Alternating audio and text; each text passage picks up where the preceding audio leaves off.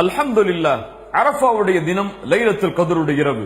இந்த இரண்டும் அல்லாஹ்விடத்திலே சங்கைக்குரியது. ஆனால் லைலத்துல் கத்ருடைய இரவு எப்போதென்று எமக்கு தெரியாது. அரஃபாவுடைய தினம் எப்போதென்று எமக்கு தெரியும். அல்லாஹ்வுடைய தூதர் சொன்னார்கள், அரஃபாவுடைய தினத்தில் மக்கள் ஒன்று கூடி இருக்கும் பொழுது அவர்களுக்கு அல்லாஹ் மிக சமீபமாகிறான்.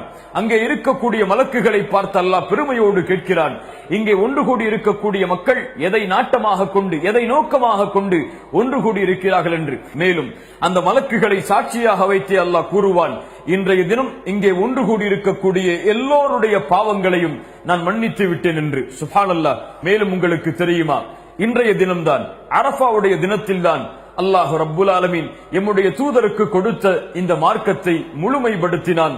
அல்லாஹ் கூறுகிறான், اليوم أكملت لكم دينكم وأتممت عليكم نعمتي ورضيت لكم الإسلام دينا. கண்ணியம் மிகுந்த இந்த நாளை கண்ணியமான முறையில் பயன்படுத்துவோம்.